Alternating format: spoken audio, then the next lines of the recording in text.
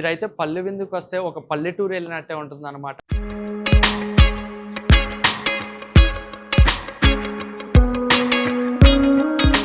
మంచి అరిటాకులో పెట్టారు, టేస్ట్ అయితే చూసాను.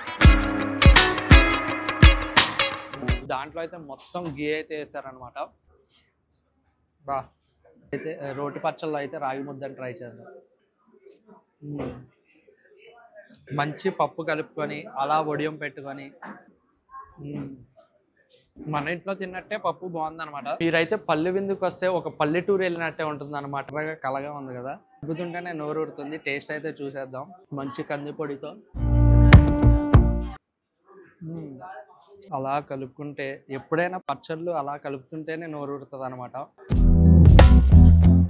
మెయిన్ ఆ గీ వేయడం వల్ల ఫ్లేవర్ అనేది బాగా తెలుస్తుంది. వేడి వేడిగా ఉంటే కర్రీస్ వేయని అయితే టేస్ట్ అయితే ఉంటాయి అనమాట. బా చలికి మిరియాల రసంలో తింటుంటే ఆ గంతులో ఘాట్లు బా. తక్కువ రైస్ ఎక్కువ పెరుగుతో మంచి. ఫైనల్గా అయితే వెజ్ మీల్స్ మొత్తం కొట్టేసాం అనమాట.